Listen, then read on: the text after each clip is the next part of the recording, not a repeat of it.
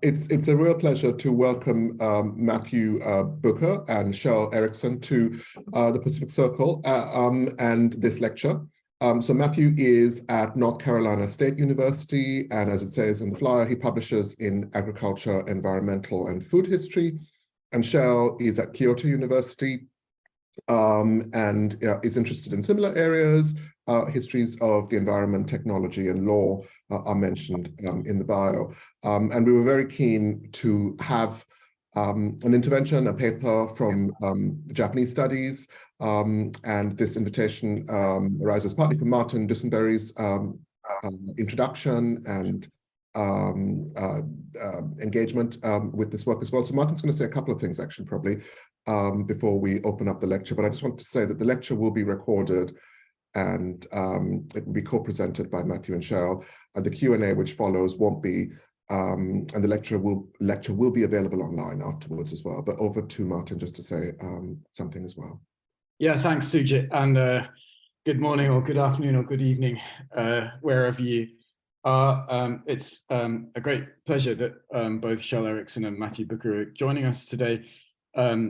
I thought that their work would be of interest to members of the Circle, partly because I've been, over the last 18 months, teaching with Kjell a hybrid class between the University of Zurich and the University of Kyoto, which is about transpacific migration from Japan, which for its sort of main part is focusing on human migrations, but is also in the latter part of the course focusing on non-human migrations, or what Kjell and Matthew also talk about as more than human migrations. I don't know if this is a term that they will be discussing explicitly in their presentation today, but it might come up in questions. And I won't say much more about it, except to say that Matthew has joined us in that course, both when we taught it in the autumn of 21 and just most recently a couple of weeks ago. And I think the intersection of the histories of technology, the history of science, the history of food, and labor histories and indigenous histories that both of them bring to their collaboration and their work is something that is very interesting to us, perhaps as members of the Circle, and also the fact that they are bringing together two parts of the Northern Pacific that are connected in all sorts of different ways historically, and have a particularly rich connection through Japanese history in the late 19th and 20th century. So I won't say much more than this, other than to say thanks ever so much for joining us, especially Matthew. I think it's in the middle of the night with you, and you also have very busy responsibilities as Vice President of the National Humanities Center in America. So thanks ever so much, both of you, for joining us today. Great, thank you. And so over without any more introduction to the two of you. And yeah, so I think you speak for about 30 to 40 minutes, and then we'll have Q&A as well. Thanks. Okay, thanks so much, Sujit, Seb, and Martin. I will go ahead and share my screen.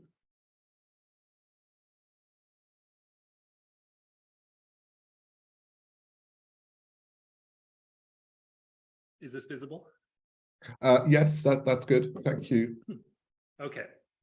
So today we're going to be talking about the seed oyster inspectors, labor and power in Trans-Pacific Tidelands, 1945 to the 1970s. And so for most of the half century between the 1920s and 1970s, baby Crassostria gigas oysters collected in northeastern Japan's Miyagi Prefecture were exported in huge quantities each winter and spring. The primary destination of these so-called seed oysters was America's Washington state, where they arrived alive to be grown, canned, sold, and eaten across the US. In Washington, oysters known as magaki in Japan were recast as Pacific oysters.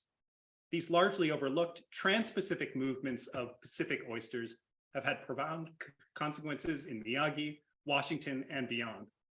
So we suggest here that focusing on this Miyagi-Washington seed oyster trade offers opportunities to examine ideas and practices of migration, transplantation, and exclusion across the Pacific.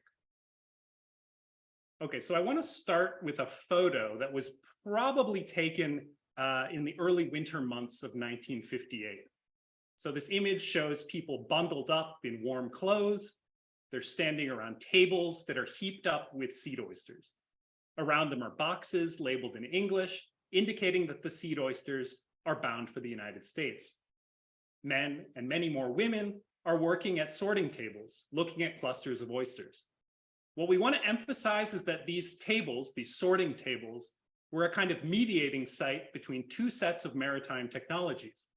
On the one hand, semi-submerged scaffoldings in the water, and on the other, boxes that would be put on the decks of ships bound for the North American Pacific Northwest. So these transpacific seed oyster exports had transformed parts of Miyagi Prefecture's coastline since the early 20th century. Key actors were local residents along with incomers to Miyagi, including some Japanese migrants pushed from Washington's tidelands following the state's alien land laws of the early 1920s. Even after migration from Japan to the United States was restricted further with the 1924 Immigration Act, seed oysters moved in ever greater numbers. Before arriving at sorting tables, seed oysters grew via a form of hanging cultivation, one that relied on posts set into the seafloor and connected with scrapwood crossbeams, from which wire strands of collector shells could be dangled into the water to catch free-floating larval oysters, known in English as spat. Previous attempts to ship seed oysters revealed that shellfish were more likely to survive the 2-week Trans-Pacific crossing if exposed to similar open-air conditions before they were ever hoisted aboard a vessel. Every year in the early fall, just a few months after spat had set on collector shells as seed oysters, came a tough love approach to bivalve raising. After having dangled in the water, tens of thousands of wire-threaded, shell-collecting strands, often referred to in Japan as ren, would be placed atop crossbeams such that they spent most of the day above the tide, as seen here in the image on the left. After several more months on what American observers termed hardening racks, and what many in places like Miyagi Prefecture's Matsushima Bay referred to as a process of bed raising or tokoage, the seed oysters spent a few more weeks in the water before being unstrung, washed, and sorted into boxes that would be shipped, above all, to Washington State. The Trans-Pacific Miyagi-Washington seed oyster trade generated new understandings of Pacific coastal environments in parallel. Japan's Northeast and the American Pacific Northwest were caught in comparisons, as Heather Swanson has described the discursive and practical entanglements of salmon aquaculture in Japan and the Americas. In our case, shellfish comparisons existed alongside a seed oyster trade in which yearly trans-Pacific movements of organisms produced cosmopolitan oysters that spent their seemingly immobile lives along two opposite edges of the Pacific, even when the people who worked with them did not move along with them. Export-bound seed oysters spent their lives hanging above the tidal floor in Miyagi Prefecture, precisely so that they could be placed along tidal grounds in Washington State. Suspended and floating ecologies in Miyagi sustained and transformed seafloor ecologies in Washington. So the seed oyster trade is often understood, as with this chart on the right, in terms of boxes of seed oysters. But like historians who talk in terms of opening up black boxes of technology, we're trying to peer into the social and ecological workings of the seed oyster trade by, in a sense, opening up the wooden box. Before attempting that, it's worth emphasizing a few simple observations, however. So first, this trans-Pacific seed oyster trade involved millions of living creatures traveling on ships from northeastern Japan to the North American Pacific Northwest. Notably, these millions of living organisms weren't only oysters. They also included unwanted ones, both human and non-human. Second, there were no trans-Pacific shipments of boxed up seed oysters between the first months of 1941 and early 1947.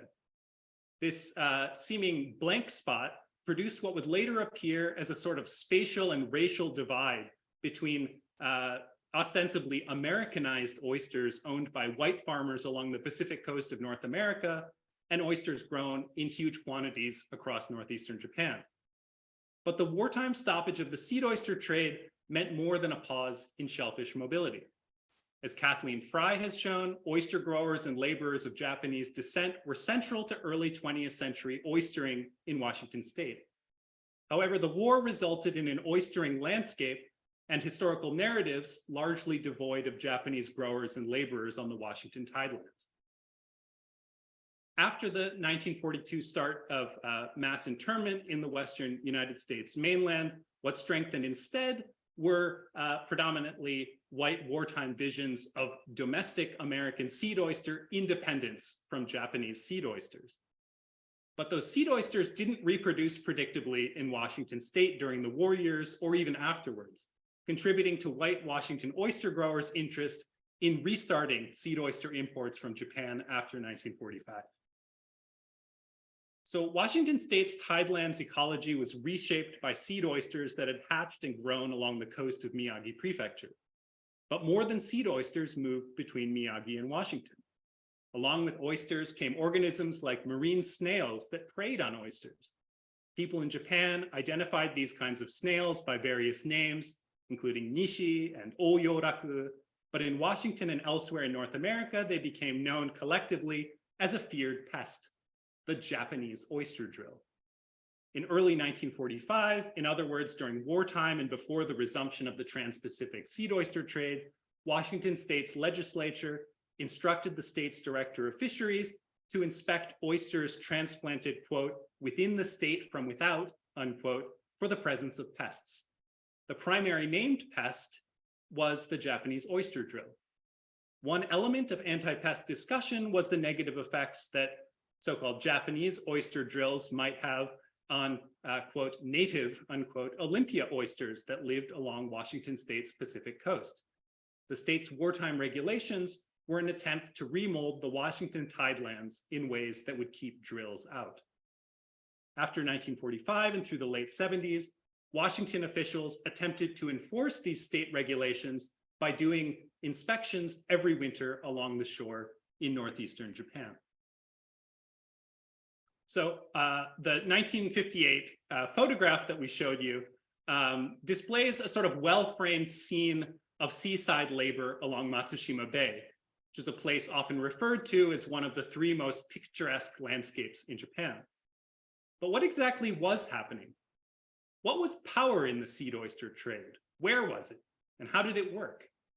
So one issue is that Washington oyster growers wanted seed oysters from Miyagi Prefecture after 1945.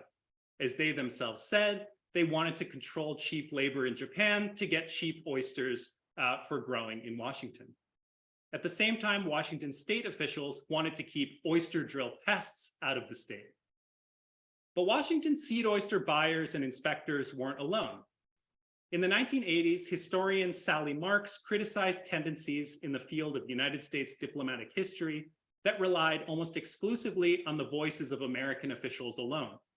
Marx described the historiographical problem with a pithy encapsulation, quote, the world according to Washington, unquote. In our case, of course, we're less focused on Washington, D.C. than on Washington state and its capital of Olympia. Still, a similar pitfall remains in which Washington state seed oyster inspectors saw a sort of world according to Olympia, even when they were in northeastern Japan. But theirs wasn't the only point of view. Our goal is to examine the multiple encounters and clashes that seed oysters mediated.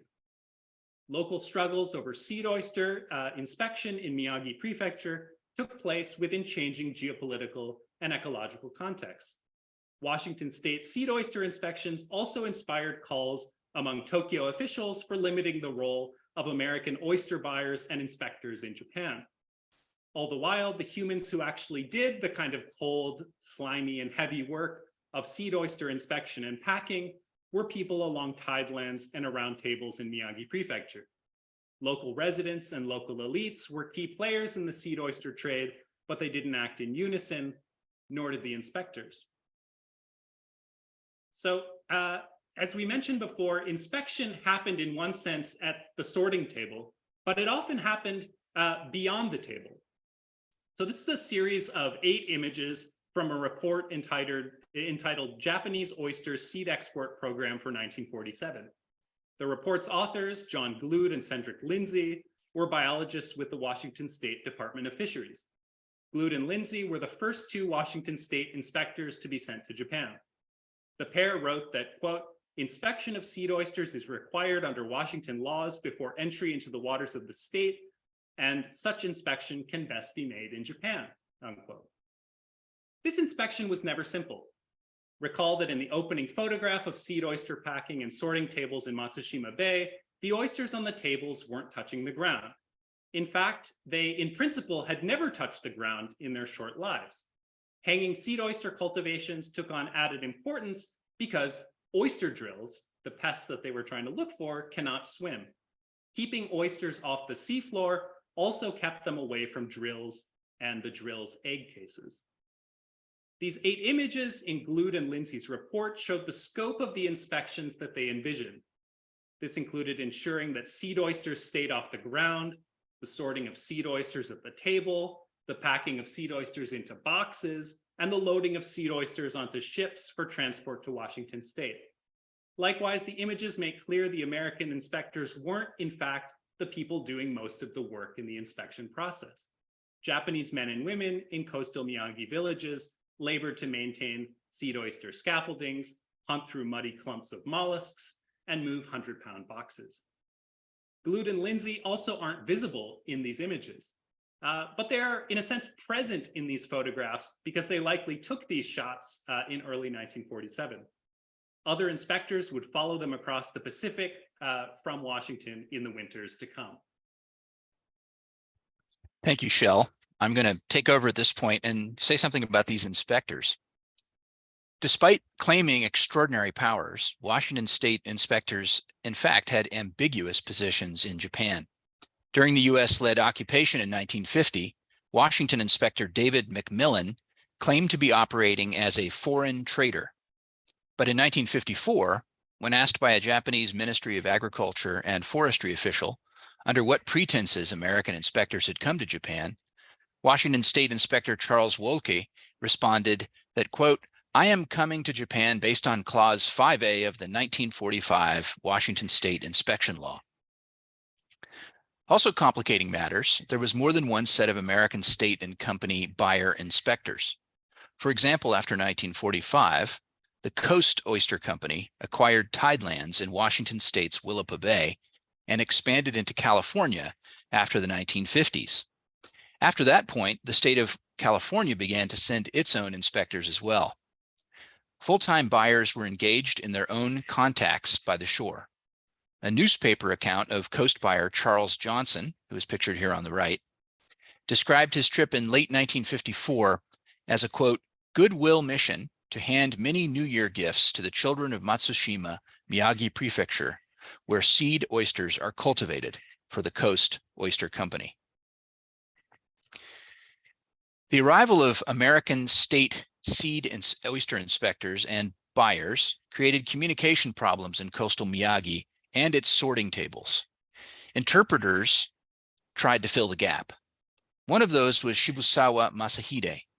He was a great-grandson of one of Japan's best-known capitalists, Shibusawa Eiichi. In the early 1950s, Shibusawa was a recent graduate of Tokyo University.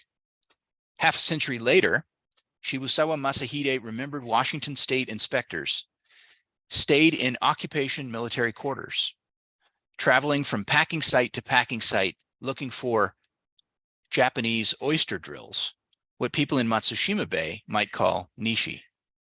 Far from Tokyo, and by the shore of a provincial place, Matsushima Bay, Shibusawa described the difficulty of interpreting for both the Washington inspectors and the rural fishermen. As he said, quote, "Every day I'd head out together with them to the shore and interpret. English and Japanese are both difficult, but the fisher's Japanese and my Japanese were also not mutually understandable. I had no idea what they were saying. It was necessary to have a 3-layered interpretation, but I would make a face like I understood. I'd say this and that, but really I didn't understand anything," unquote. Inspections didn't start in 1947 with Washington state biologists. Seed oyster exports had long attracted regulatory attention from the Japanese state. In fact, since the early 1930s, Miyagi seed oyster growers and Tokyo Ministry of Agriculture and Commerce officials had done checks on export seed oyster shipments. Of course, there'd always been some quality control in this endeavor. But after 1947, the single-minded focus on oyster pests was new. In the mid-1950s, both Japanese and American state inspectors were in Matsushima Bay. Tokyo official Hirayama Toshikazu went to Miyagi Prefecture in early 1956.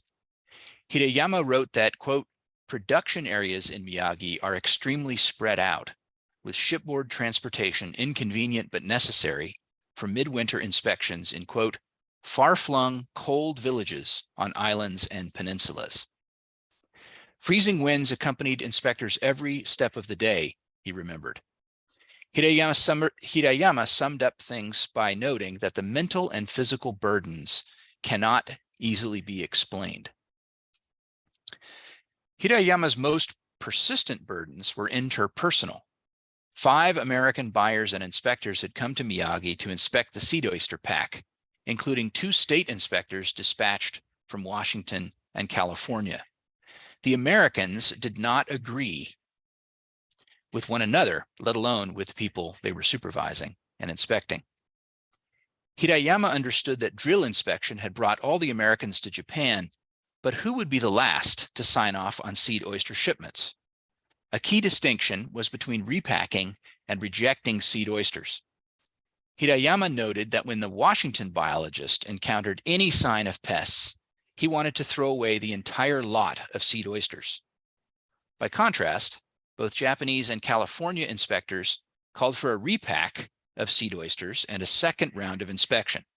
In other words, they were open to rejecting those oysters that had been contaminated, but not the entire work, perhaps, of a village.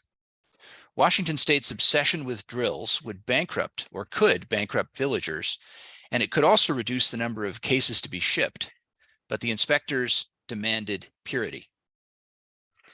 Hirayama found both Americans and provincial Japanese disappointing. He decried what he called the feelings of superiority and selfishness on the American purchasing side, the greediness of their buyers, combined with their lack of logic, along with the toadyism of local leaders.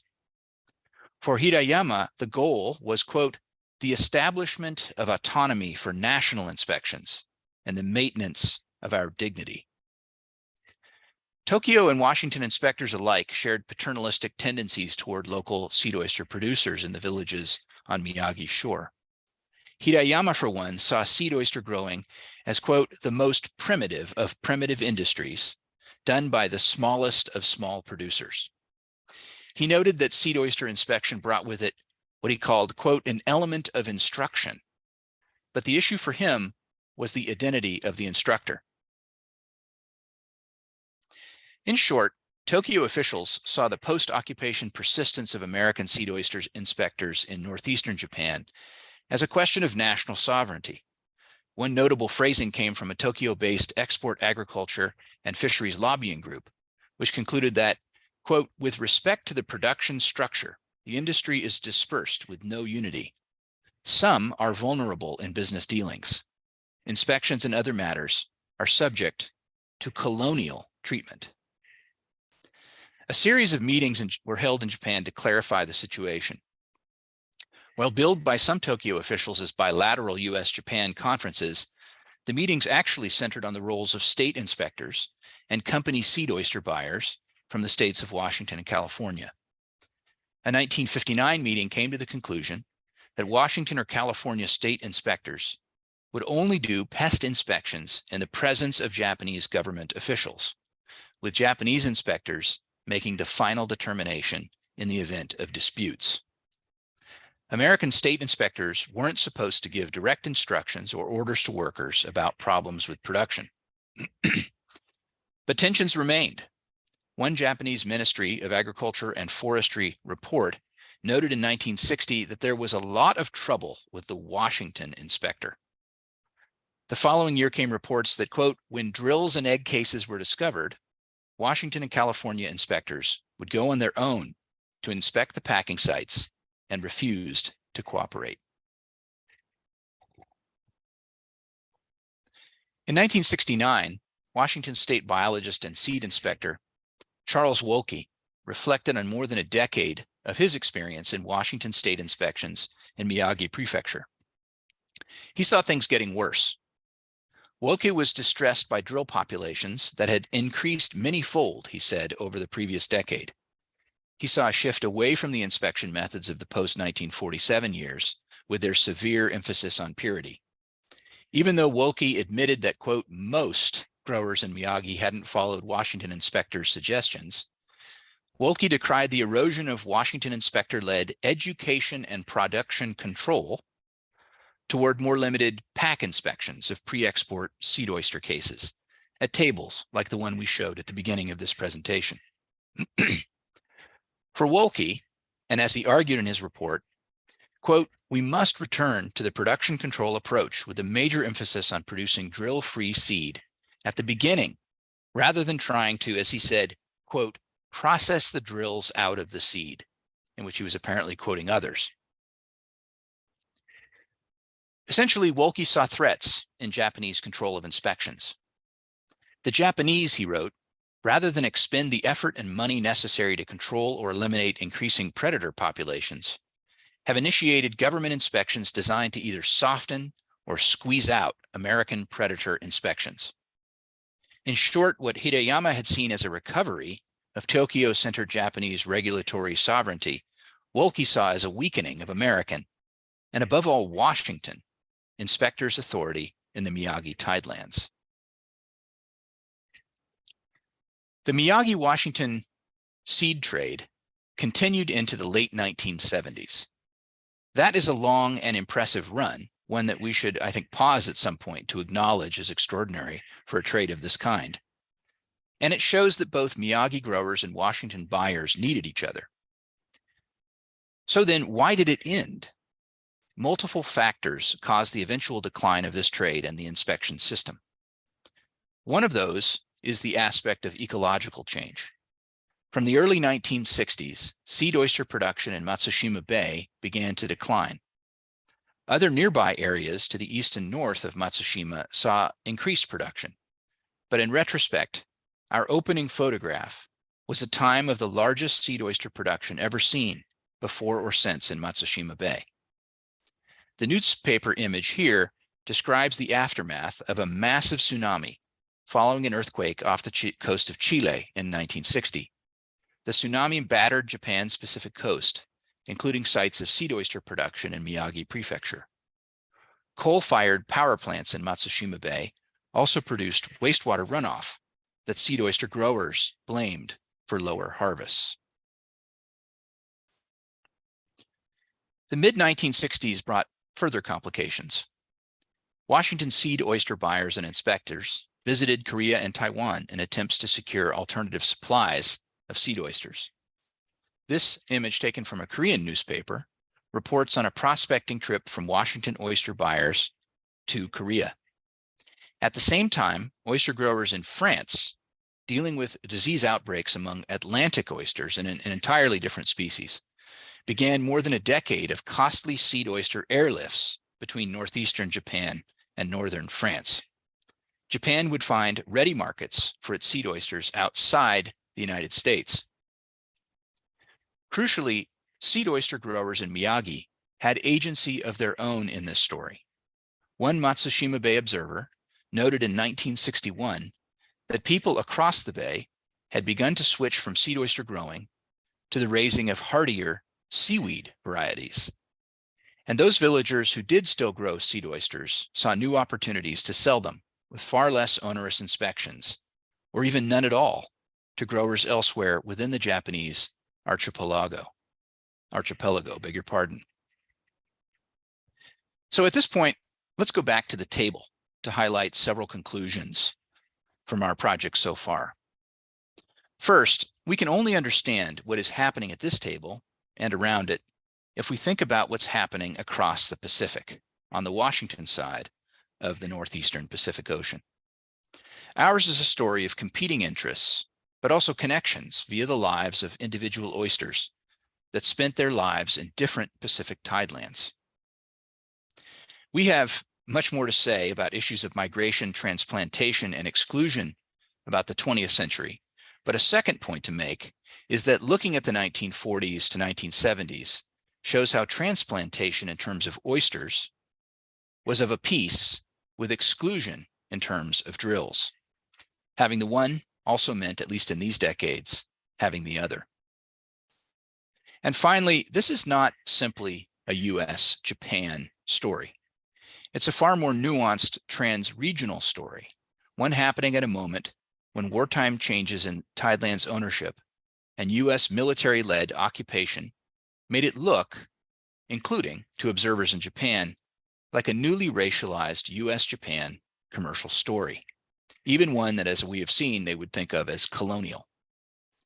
Nevertheless, changes after 1945 were part of longer interlinkages of human and non-human actors in discourses and practices of transpacific migration.